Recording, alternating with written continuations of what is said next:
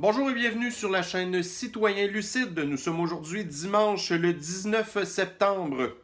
Aujourd'hui, nous allons faire un petit peu différent des vidéos que je fais habituellement. On va parler un petit peu de géopolitique. Alors, j'ai vu passer la semaine dernière une nouvelle que je considère assez importante, que vous n'allez pas vraiment entendre parler dans des trucs comme TVA. Alors, nous avons Radio-Canada qui en a parlé beaucoup, là.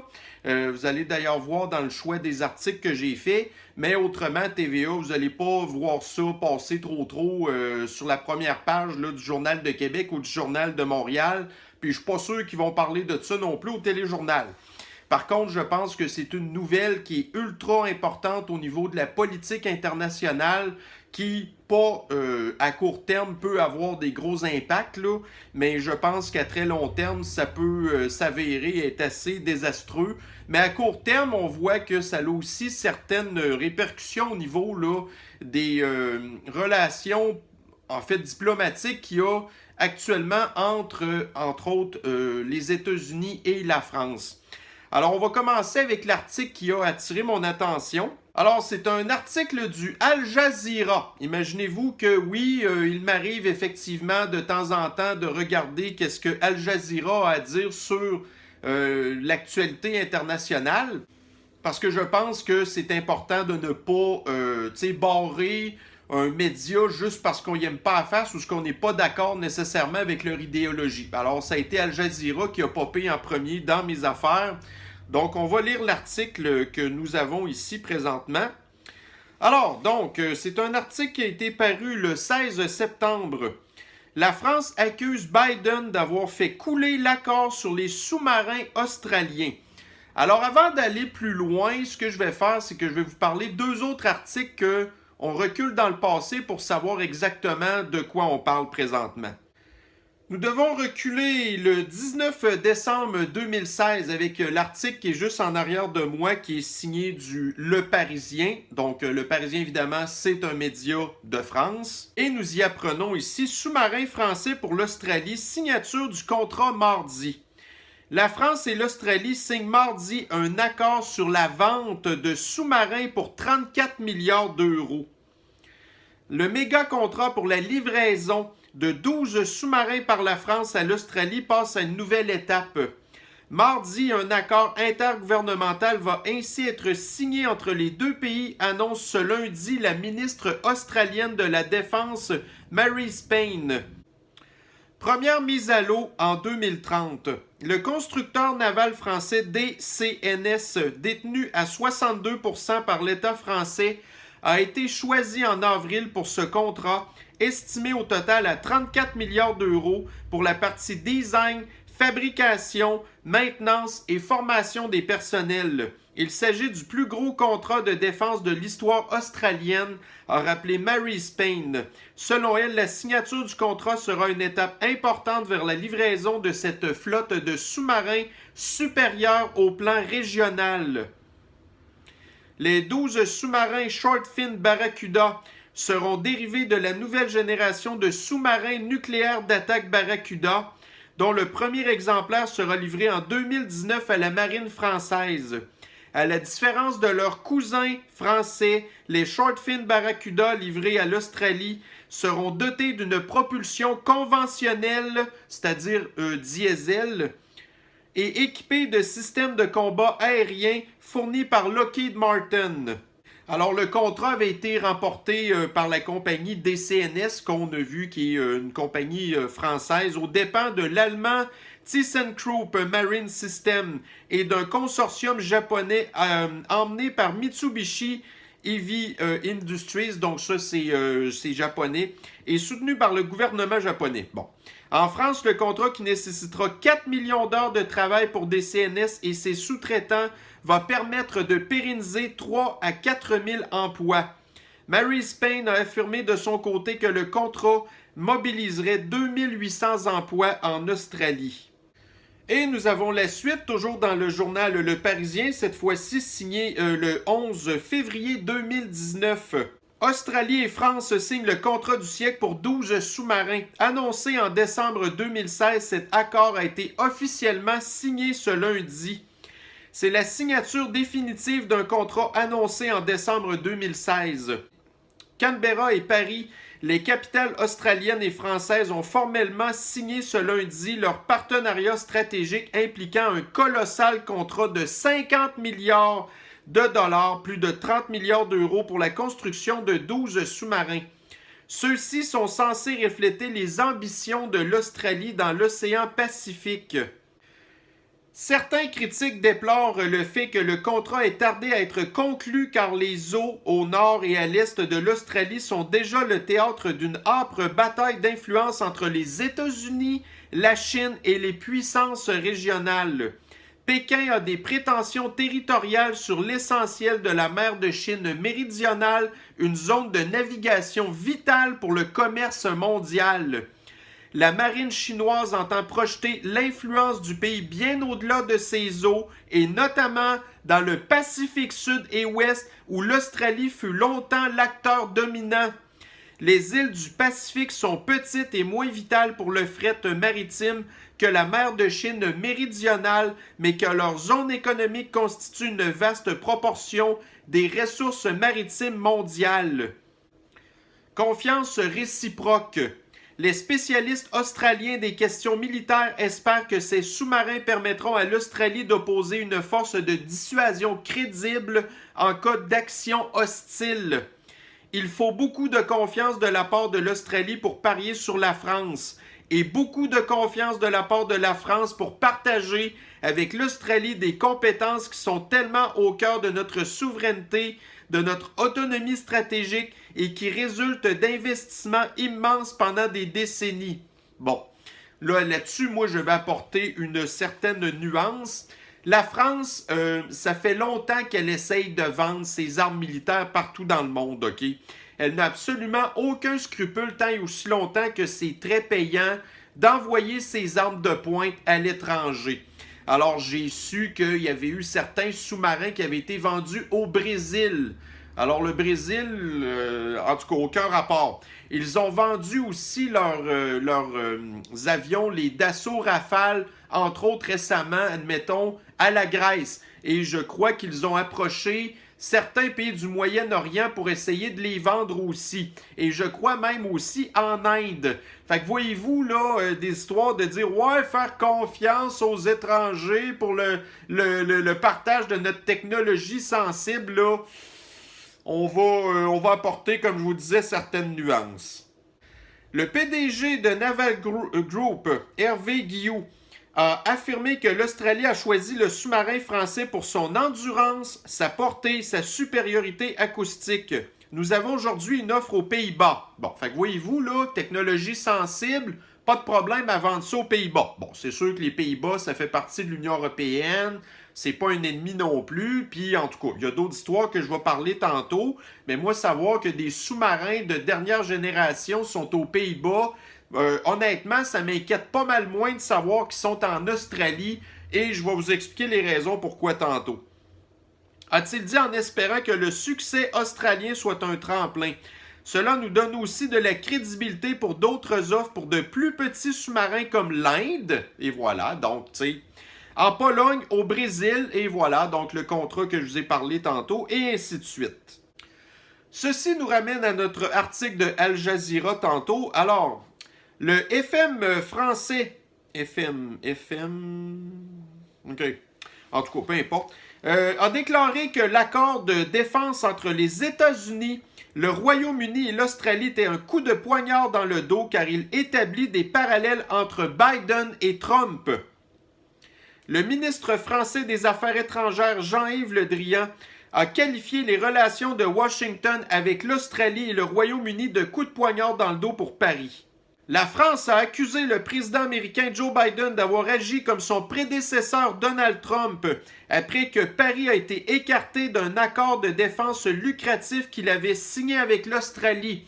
Alors, vous avez vu tantôt, le premier contrat, OK, c'était signé en décembre 2016 et le contrat final après ça, c'est finalisé en février 2019. Alors, en février 2019, qui était président des États-Unis, c'était Donald Trump. Alors, ça n'est pas Donald Trump qui a empêché la France d'avoir une entente sur du matériel militaire avec l'Australie. Alors, de comparer Trump qui avait certaines politiques protectionnistes économiques, je pense que, regardez, on voit que Biden, finalement, est pas mal pire que Trump à ce niveau-là, hein? Les commentaires du ministre des Affaires étrangères Jean-Yves Le Drian jeudi sont intervenus un jour après que les États-Unis, le Royaume-Uni et l'Australie ont annoncé un partenariat de sécurité pour l'Indo-Pacifique qui aidera l'Australie à acquérir des sous-marins nucléaires américains. Alors, on se souvient tantôt, la France avait vendu des sous-marins avec moteur diesel aux Australiens, alors qu'au départ, c'était des sous-marins qui avaient une propulsion nucléaire. Donc, la France a pris ces sous-marins nucléaires, ils ont tout simplement enlevé le moteur et ils ont mis des moteurs diesel là-dedans. Mais là, cette fois-ci, on passe une étape supplémentaire. Nous avons les Américains qui vendent vraiment des sous-marins avec une propulsion nucléaire. C'était jamais arrivé dans l'histoire des États-Unis de vendre une technologie de pointe aussi avancée à l'étranger. Donc, aux États-Unis, il y a des politiques qui disent que certains matériels ultra sensibles, donc ne peuvent pas être vendus à l'étranger. Donc, un de ceux qui était limite, c'était le fameux F-35 avec la technologie de furtivité. Par contre, on connaît un des avions qui est très, en tout cas, pour les gens qui connaissent les avions là, de combat, le F-22, OK? Alors, le F-22, c'est un avion qui est très furtif, qui a des matériaux ultra sensibles, au niveau, admettons, là, de la peinture puis des trucs comme ça. Et puis, c'est interdit aux États-Unis de vendre cet avion-là aux étrangers pour éviter que, bref, qu'il arrive un problème, là, de voler la technologie ou de trucs de même, pour que les Américains gardent leur supériorité. Alors, il y a déjà eu des pourparlers comme quoi que certains F-22 pourraient peut-être être vendus à l'étranger, mais finalement, ça ne s'est jamais passé. Donc, il y a seulement les Américains qui ont des F-22, à moins qu'il y a des trucs qui ont changé, là, mais à mon avis, il me semble que non. Fait que, vous ne verrez pas non plus le B-2, la fameuse aile volante, être vendu à l'étranger non plus, OK?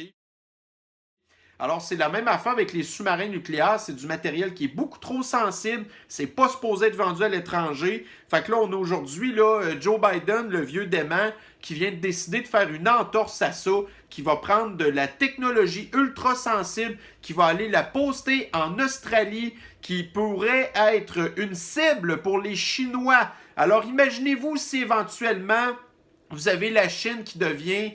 puis regardez, rappelez-vous juste à la Deuxième Guerre mondiale, ça a passé proche que l'Australie se fasse ramasser par les Japonais. Puis tant qu'à moi, l'armée japonaise de l'époque de la Deuxième Guerre mondiale, si on regarde ce que l'armée chinoise a maintenant avec les technologies de maintenant, c'est très inquiétant de savoir que la Chine, qui est très à côté de l'Australie, pourrait, admettons, décider d'envahir l'Australie et par la suite de peut-être prendre possession de ces sous-marins-là qui sont de la dernière technologie, qui sont selon moi plus avancés que les sous-marins nucléaires que les Chinois ont présentement. Alors, je trouve ça extrêmement dangereux de mettre ce genre de matériel-là à côté des Chinois. En plus que, regardez, dans les personnes que je suis beaucoup pour mon information, une de mes YouTubers préférées, Sydney Watson, elle est une Australienne, OK? Et elle pense que le premier ministre de l'Australie, on sait très bien qu'est-ce qui se passe présentement en Australie, que ce gars-là aurait certains liens assez louches avec les Chinois. Fait qu'imaginez-vous, là, vous allez mettre du matériel ultra sensible dans les mains d'un gars qui s'entend trop bien avec la Chine, un petit peu comme notre Justin Trudeau ici, justement. Alors moi, personnellement, je ne trouve pas que c'est une bonne nouvelle du tout. Mais voyez-vous, l'argent n'a pas d'odeur. Puis quand vous voyez Joe Biden aussi, qui lui aussi a certains liens avec les Chinois, on le sait, c'est un corrompu, il n'y a pas de problème avec ça, c'est un démocrate. Alors, on va envoyer des sous-marins comme ça qui, éventuellement, dans le cas d'une guerre, pourraient tomber dans les mains de l'ennemi. Le pacte surnommé AUKUS est considéré comme une tentative de contrer la Chine, bien que les trois dirigeants n'aient pas mentionné explicitement Pékin dans leurs remarques mercredi lorsqu'ils ont révélé cette décision. AUKUS signifie qu'un contrat de plusieurs milliards de dollars que l'Australie avait signé en 2016 pour acheter des sous-marins français à moteur diesel sera désormais mis au rebut. Poignardé dans le dos.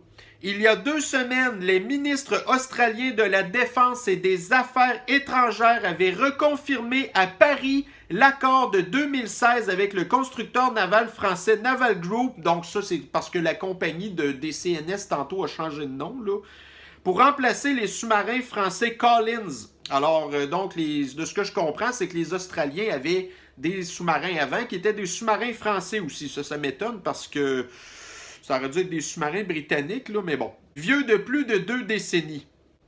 Le président français Emmanuel Macron a également salué des décennies de coopération future lors de l'accueil du premier ministre australien Scott Morrison en juin. C'est un coup de poignard dans le dos. Nous avons créé une relation de confiance avec l'Australie et cette confiance a été rompue, a déclaré Le Drian. Les liens entre Paris et Washington se sont détériorés pendant la présidence de Trump. Et les diplomates disent qu'il y a eu des inquiétudes ces derniers mois que Biden ne soit pas franc avec ses alliés européens. On vient d'en avoir la grosse preuve, hein? L'accord avec l'Australie est susceptible de mettre davantage à rude épreuve les relations transatlantiques.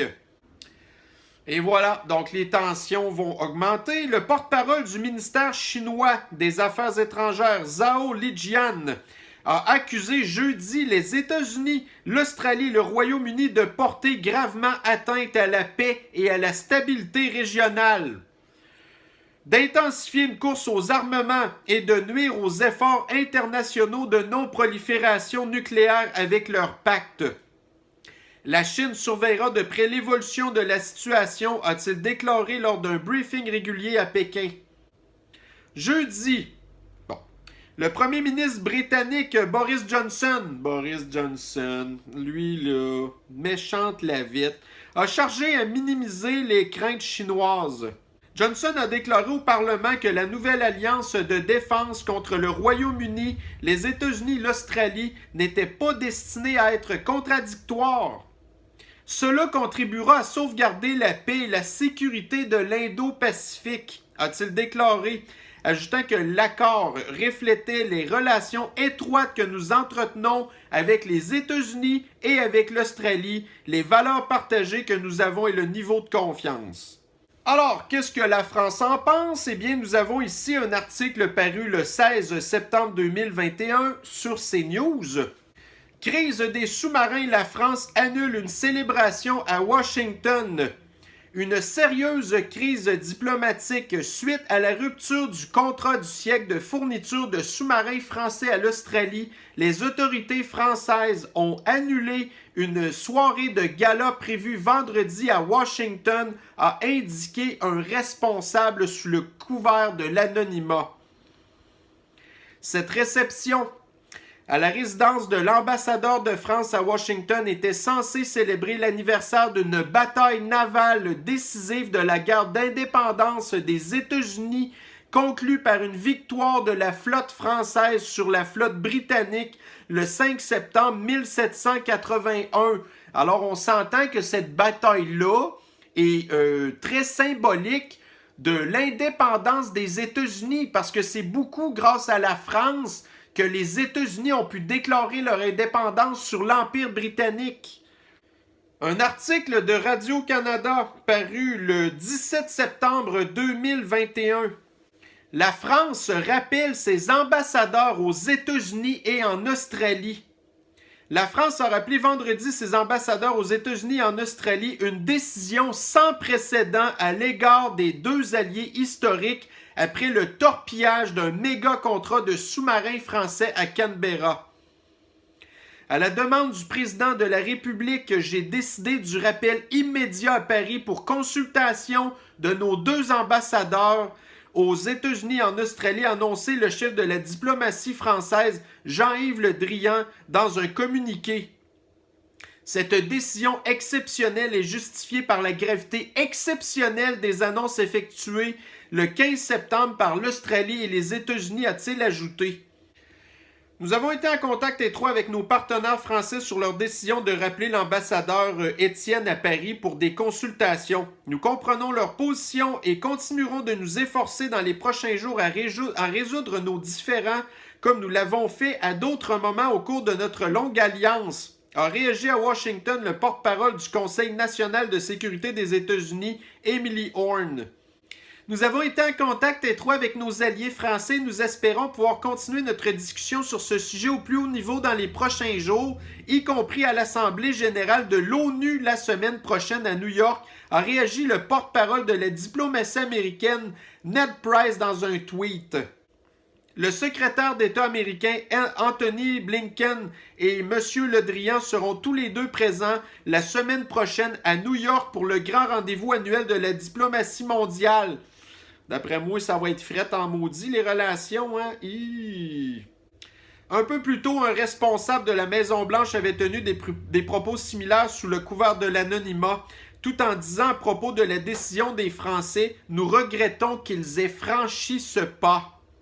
Depuis l'annonce du partenariat, Paris ne décolère pas, jugeant avoir été trahi par l'Australie comme par les États-Unis qui ont fait de la rivalité contre la Chine leur priorité numéro 1 et demandent à leurs alliés un plus grand engagement à leur côté dans la région Indo-Pacifique, une zone cruciale pour l'économie mondiale.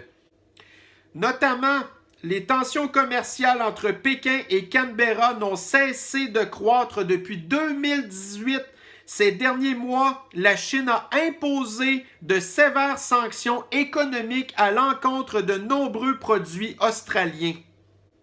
Les Européens ont désormais une idée assez claire de la façon dont Washington considère ses alliés, souligne-t-on à Paris. Parlez pas de Washington. Dans ce cas-ci, si vous allez parler des démocrates. Joe Biden, dont l'élection avait été accueillie avec soulagement en Europe, a certes promis de traiter ses alliés de l'OTAN avec plus d'égards que son prédécesseur. Mais de l'Afghanistan à l'alliance américano-australo-britannique dont la France a fait les frais, il agit de façon unilatérale en assumant une continuité absolue, pire que Trump, avec le slogan « America First » de Donald Trump. Confiance ébranlée. L'Australie a dit vendredi comprendre la déception française tout en souhaitant continuer à travailler avec Paris. Il est évident que ce sont des questions très difficiles à gérer, a déclaré la chef de la diplomatie australienne Marise Payne depuis Washington. Mais nous continuerons à travailler de manière constructive et en étroite collaboration avec nos collègues français, a-t-elle promis. Faisant feu de tout bois, Paris s'est demandé comment faire confiance désormais à Canberra, dont la négociation commerciale avec l'Union européenne et l'Australie. On a des négociations commerciales avec l'Australie. Je ne vois pas comment on peut faire confiance aux partenaires australiens, a lancé le secrétaire d'État aux Affaires européennes, Clément Beaune. Moi, ce que j'aimerais savoir, là, parce que là, on entend beaucoup parler de l'Australie, Washington, même, tu sais, le Royaume-Uni. Mais l'Union européenne, elle, qu'est-ce qu'elle pense de ça? Tu sais, la France, c'est un des pays majeurs de l'Union européenne. Qu'est-ce que l'Union européenne a à dire de ça? Qu'est-ce que l'Allemagne a à dire de ça? Ça, tant qu'à moi, là, c'est une déclaration de guerre quasiment envers l'Union européenne. Parce qu'on sait très bien que le Royaume-Uni, avec le Brexit, ne fait plus partie de l'Union européenne non plus. Alors, l'Union européenne, là-dedans, ça sert à quoi? C'est pas supposé défendre ses membres, ça? Donc, l'Union européenne n'a absolument aucun pouvoir. Les Américains font ce qu'ils veulent. Puis là, je parle pas de Donald Trump ici. C'est Biden qui vient de torpiller cette histoire-là. L'Union européenne est où, elle? Ici, nous avons un article toujours de Radio-Canada paru le 18 septembre 2021. Alors, c'est le jour d'après. Et nous voyons que le titre « L'Australie a fait une énorme erreur », dit l'ambassadeur français. Alors, on continue dans la même veine. L'Australie a commis une énorme erreur diplomatique, a déclaré samedi Jean-Pierre Thébault, l'ambassadeur de France en Australie. qui a été rappelé à Paris pour consultation après l'annulation par Canberra du contrat de fourniture de sous-marins français au profit d'un partenariat stratégique avec Washington et Londres. Je pense que cela a été une énorme erreur, une très très mauvaise gestion du partenariat, parce que ce n'était pas un contrat, c'est un partenariat qui était censé être basé sur la confiance, la compréhension réciproque et la sincérité. L'Australie a dû regretter le rappel de l'ambassadeur de France et comprendre la déception de Paris. Hey, sérieux, là, faut-tu être assez hypocrite? La ministre australienne des Affaires étrangères, Marise Payne, a indiqué qu'il ne faisait aucun doute que la France était un allié de valeur aux yeux de Canberra. À Washington, un responsable de la Maison-Blanche a déclaré que les États-Unis s'emploieraient ces prochains jours à régler leurs divergences avec Paris. Hey, bonne chance! Les relations entre la France et l'Australie sont de fait tombées à leur plus bas niveau depuis 1995. À cette époque, Canberra avait dénoncé la reprise des essais nucléaires français dans le Pacifique Sud et rappelé son ambassadeur en France. Oh, c'est-tu une espèce de vengeance, ça? Toujours un article de Radio-Canada, cette fois-ci paru le 16 septembre 2021. Washington tente d'apaiser l'ire de Paris dans l'affaire des sous-marins australiens. Accusé par la France de lui avoir donné un coup dans le dos en torpillant le contrat du siècle de sous-marins français à l'Australie, les États-Unis de Joe Biden ont tenté jeudi d'éviter une crise ouverte avec Paris sans réussir à apaiser sa colère. Bon, fait que là, je pense que vous avez compris, hein? Et ici, je vais faire une petite parenthèse parce que ça, je trouve ça extrêmement comique. Vous savez comment est-ce qu'il y a eu du Trump bashing en Europe pendant les élections américaines? Hein? Comment est-ce que... et Biden, on a tellement hâte, on veut Biden, on veut Biden. Alors, nous avons ici un article de Radio-Canada, toujours qui est paru. C'était le 26 août 2021. Alors, 26 août 2021, ça, c'était avant l'histoire qu'on vient d'entendre sur les sous-marins. Donc, l'article, la gestion du retrait des troupes américaines d'Afghanistan a créé des irritants dans les relations entre Washington et ses alliés européens.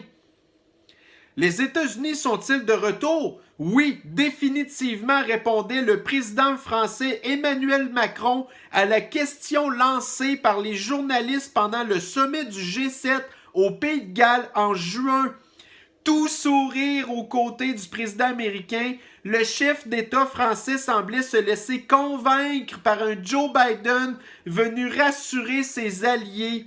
Après 4 années de relations difficiles sous l'administration Trump, les États-Unis promettaient d'accorder de nouveau de l'importance au multilatéralisme et aux alliances traditionnelles.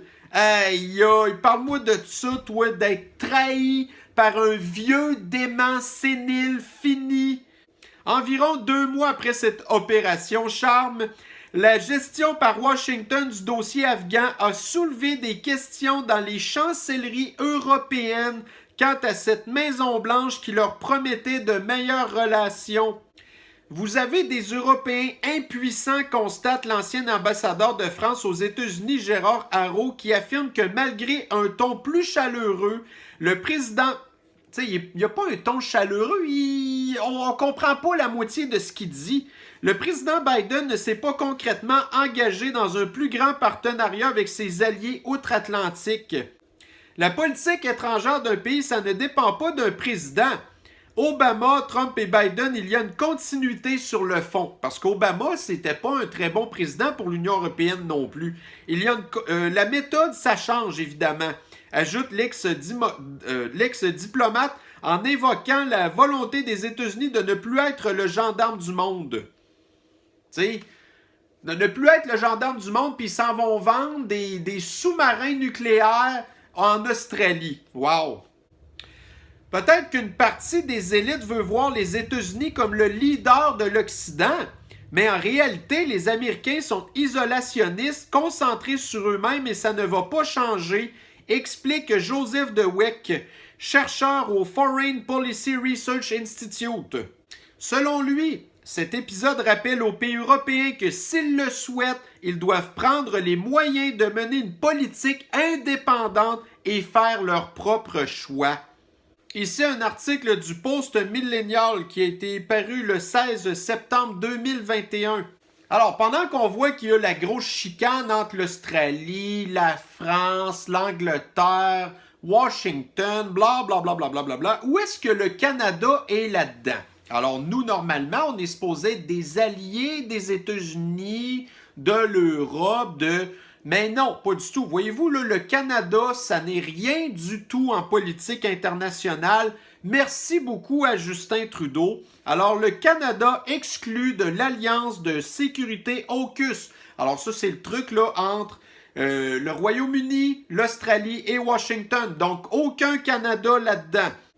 Une nouvelle alliance de sécurité créée pour contrer la Chine a un membre manquant notable, le Canada. Bravo, Justin Trudeau. Le Canada, un partenaire stratégique de longue date des 3 pays de l'accord, ne fait pas partie de la vision d'AUKUS.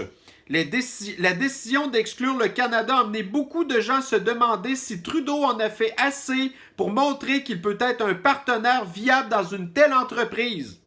Comme le rapporte le Toronto Sun, le Canada est membre du Five Eyes Intelligence Network avec les États-Unis, le Royaume-Uni, l'Australie et la Nouvelle-Zélande. Ce dernier pays, également exclu de l'accord AUKUS, partage avec le Canada le fait qu'il hésite à envisager d'interdire la société technologique chinoise Huawei. Quel rapport avec ça, là? Qu'est-ce que c'est le rapport avec ça? Je comprends absolument pas c'est quoi le rapport, là. Alors, voyez-vous, c'est là qu'on en est présentement. Donc ça, je pense que ça vient d'enlever une espèce d'argument aux personnes qui croient au gouvernement mondialiste. OK? À savoir qu'il y aurait un seul gouvernement mondialiste. Je pense qu'on vient d'avoir la preuve ici que ça n'est pas tout à fait comme ça que ça fonctionne. Alors là, avec ce qu'on vient de vivre aujourd'hui, en tout cas aujourd'hui, en fait, la semaine dernière, ce qu'on voit, c'est que les États-Unis font à leur tête puis ils pensent qu'ils vont être capables de gérer le monde. Alors pendant que, quand je vous disais tantôt, je voulais savoir qu'est-ce qui se passait avec l'Union européenne, qu'est-ce que l'Union européenne a à dire là-dessus, parce que l'Union européenne, là, c'est pas mal la bien-pensance, hein? Alors là, ils viennent de se faire backstabber dans le dos eux aussi, tant qu'à moi. Donc, je pense qu'on est très loin d'avoir un espèce de gouvernement mondialiste qui va s'établir. Alors, voyant que... Mais c'est compliqué parce que vous avez la Chine qui est la nouvelle réelle menace. Pourtant, vous avez quand même Biden qui dit que les Chinois ne sont pas la menace, mais en même temps, tu sais, ils sont ultra opportunistes en scrapant un contrat avec un de leurs alliés pour vendre la technologie qu'ils ne devraient pas vendre à un pays qui est à côté de la Chine, puis que si la Chine décide de les envahir... En tout cas, bref, vous comprenez ce que je veux dire? Alors, je pense qu'aujourd'hui, on vient d'avoir une preuve qu'il n'y a pas réellement, pour ainsi dire, de gouvernement mondialiste, OK? Parce que la chicane est pognée. Alors, c'est une bonne nouvelle, il faut dire. Bon, c'est pas une bonne nouvelle de savoir que là, les tensions vont aussi augmenter avec la Chine. Parce que là, la Chine, de savoir que les Australiens avoir des sous-marins diesel, ben, c'était un peu moins grave que d'avoir des sous-marins nucléaires que tu viens de monter d'une coche. Puis soit dit en passant, on parle de sous-marins avec une propulsion nucléaire. On parle pas des sous-marins avec des missiles nucléaires. Quoique si c'est des... Je ne sais pas quelle classe de sous-marins que les Américains vont vendre, peut-être des classes Virginia. Je ne sais pas, là. Mais si c'est des Virginia, ben, ils pourraient facilement être convertis pour avoir potentiellement des missiles nucléaires. Mais en tout cas, bref, tout ça pour dire que c'est quand même très inquiétant, toute cette histoire-là, surtout avec le contexte de Taïwan, puis tout. Donc là, la Chine, on l'a entendu tantôt, ils n'aiment pas du tout ce qui est en train de se passer. Puis si je me mets à leur place, ben je les comprends. Mais ça, en même temps, je comprends les Australiens qui ont peur de la Chine, mais en même temps, tu sais, moi, si j'étais la Chine, j'aurais pas vraiment peur de l'Australie, là. Tu sais, puis si j'avais quelqu'un à attaquer... ça serait peut-être bien l'Australie, là, tu sais, fait que, en tout cas, moi, je me mets à leur place, là, mais bref, donc là, on a vraiment une situation géopolitique très particulière présentement. Alors, je pense que ça nous éloigne de beaucoup de la fameuse crise de la Sniffles qui obsède des personnes comme Justin Trudeau qui a très hâte. Donc, demain, justement, nous sommes le 20, journée des élections au Canada. Donc, nous avons Justin Trudeau qui a très hâte de revenir au pouvoir pour mettre des passeports thérapie génisale, des passeports communistes obligatoires partout sur le territoire. Au même titre que nous avons notre débile léger François Legault aussi, fasciste Legault, qui ne fait que penser à cette histoire de thérapie-génisation-là. Alors on voit que dans le cadre géopolitique mondial, il y a des affaires pas mal plus graves qui se passent présentement, alors que nous vivons sur, voyez-vous, on est quoi là? On est le deuxième plus gros pays du monde, puis la seule patente qui nous préoccupe, c'est des sniffles, puis des cochonneries de thérapie-génisation et de corruption. Et de toute façon, nous savons très bien aussi que Justin Trudeau, c'est un chumé des Chinois. C'est peut-être une des raisons aussi pour laquelle on ne fait pas partie du fameux traité AUKUS. C'est peut-être parce que les États-Unis pensent qu'on est une menace vers... Voyez-vous ce que je veux dire? Alors, en tout cas... Donc, c'est ça. Fait que quand on suit la situation internationale, ben c'est le genre de truc qu'on tombe. Alors, bref, je voulais vous en faire part. Je sais pas si vous étiez au courant. Mais là, bref, je pense que vous avez un petit peu plus de détails. Alors, j'espère que la vidéo va vous avoir intéressé. Sur ce, je vais vous souhaiter une bonne journée, une bonne fin de journée plutôt, une bonne semaine. Et on se reprend sur une prochaine capsule. Bye bye.